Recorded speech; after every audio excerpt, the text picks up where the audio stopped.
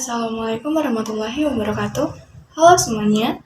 Sebelumnya, izin memperkenalkan diri. Nama saya Ananda Putri Maulia dengan NPM 2553024007 dari Program Studi Pendidikan Biologi Angkatan 2025 kelas A.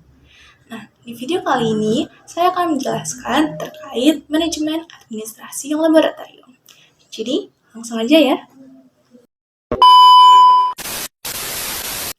Baik, yang pertama ada pengantar administrasi laboratorium. Laboratorium merupakan sarana penting dalam proses pembelajaran, khususnya dalam bidang sains seperti biologi. Laboratorium tidak hanya digunakan sebagai tempat praktikum, tetapi juga dapat digunakan sebagai tempat penelitian, eksperimen, dan juga melatih keterampilan ilmiah mahasiswa. Agar seluruh kegiatan di laboratorium dapat berjalan dengan baik, maka diperlukannya administrasi laboratorium yang baik juga.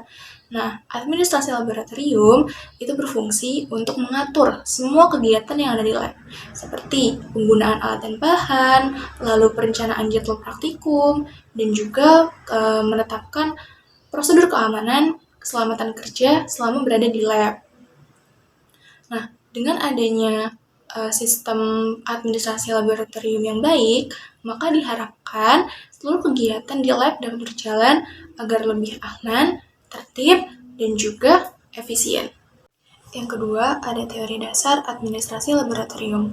Administrasi laboratorium merupakan bagian penting dalam pengelolaan laboratorium yang mencakup berbagai kegiatan, seperti perencanaan, pelaksanaan, lalu ada pengorganisasian, dan juga evaluasi kegiatan yang berlangsung di laboratorium. Pengelolaan laboratorium juga berkaitan dengan sumber daya yang ada. Di sini ada 3 sumber daya. Yang pertama, sumber daya manusia. Ia meliputi dosen, laboran, dan juga mahasiswa atau praktikan. Yang kedua, ada sumber daya fisik. Ia meliputi alat, bahan, dan juga seluruh fasilitas di dalam laboratorium. Dan yang ketiga, itu ada sumber daya finansial. Ia mencakup terkait anggaran operasional laboratorium. Dalam pelaksanaannya, administrasi laboratorium harus dilakukan dengan mengedepankan beberapa prinsip. Yang pertama, ada prinsip keteraturan, kedua, keterbukaan, dan ketiga, akuntabilitas. Dengan mengedepankan 3 prinsip tersebut, maka kegiatan di laboratorium dapat berjalan dengan efektif dan seluruh kegiatannya dapat dipertanggungjawabkan dengan baik. Lalu yang ketiga, ada inventarisasi sarana dan prasarana. Inventarisasi merupakan kegiatan pencatatan seluruh sarana dan prasarana yang ada di dalam laboratorium. Sarana dan prasarana tersebut meliputi dari alat, bahan, dan juga seluruh fasilitas ruangan laboratorium yang digunakan dalam kegiatan praktikum maupun penelitian. Tujuannya adalah untuk mengetahui terkait jumlah alat dan bahan yang masih tersedia, lalu kondisi barangnya seperti apa, dan juga di mana lokasi penyimpanannya. Dengan adanya pencatatan yang jelas, maka pihak pengelola lab dapat lebih mudah untuk melakukan pengawasan terhadap kondisi barang atau kondisi alat-alat yang sekiranya masih bisa digunakan atau perlu diganti. Lalu yang keempat, ada pengadaan alat dan bahan laboratorium. Pengadaan alat dan bahan laboratorium ini merupakan salah satu kegiatan yang penting dalam proses pengelolaan laboratorium. Kenapa? Karena ketersediaan alat dan bahan itu sangat berpengaruh dalam proses kegiatan praktikum maupun penelitian yang sedang berlangsung di laboratorium. Proses pengadaan alat biasanya dimulai dengan merencanakan kira-kira apa aja sih yang perlu dibeli, lalu juga harus menyesuaikan dengan budget atau anggaran yang tersedia. Selain itu, spesifikasi alat juga sangat perlu untuk diperhatikan, karena agar barang yang dibeli itu bisa sesuai dengan standar atau kebutuhan di laboratorium.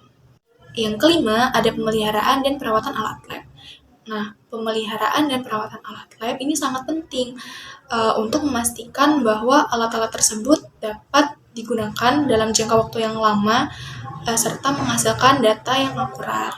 Salah satu bentuk pemeliharaannya itu lewat kalibrasi. Kalibrasi adalah penyesuaian alat ukur dengan standar tertentu agar hasil pengukuran itu tetap tepat. Selain itu, seluruh alat lab juga harus dibersihkan dan dicek secara rutin atau berkala untuk memastikan bahwa kondisinya itu tetap baik. Jadi jika ditemukan kerusakan pada alat lab, itu bisa segera langsung diperbaiki atau melakukan pergantian barangnya. Dengan adanya pemeliharaan yang baik, maka kegiatan praktikum itu dapat berjalan dengan optimal dan efektif. Lalu yang keenam, ada administrasi kegiatan laboratorium. Pada bagian ini berkaitan dengan seluruh kegiatan yang terjadi di laboratorium, baik itu praktikum maupun penelitian. Nah, pada bagian ini ada satu hal penting nih yang harus kita perhatikan, yaitu penyusunan jadwal praktikum agar penggunaan alat dan juga ruangan dapat dilakukan dengan teratur. Nah, jadwal yang disusun dengan baik ini bisa mencegah terjadinya bentrok kegiatan yang terjadi di laboratorium. Dengan begitu, kegiatan atau pelaksanaan aktivitas yang dilakukan di laboratorium dapat berlangsung dengan optimal dan juga efisien. Lalu yang ketujuh, ada dokumentasi dan laporan. Dokumentasi dan laporan merupakan aspek penting dalam administrasi laboratorium. Ini merupakan catatan resmi sebagai bentuk bahwa telah berlangsungnya kegiatan di laboratorium.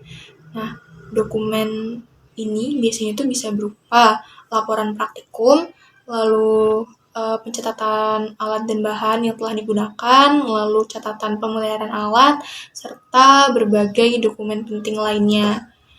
Dokumen-dokumen ini itu sangat penting karena ini merupakan bukti bahwa telah berlangsungnya kegiatan yang ada di laboratorium. Dokumen-dokumen tersebut bisa disimpan melalui sistem pengarsipan agar dokumen-dokumen tersebut itu lebih rapi dan mudah ditemukan ketika dibutuhkan. Dengan adanya dokumentasi yang baik, maka pengelolaan laboratorium itu bisa berjalan dengan tertib, aman, dan juga dapat dipertanggungjawabkan.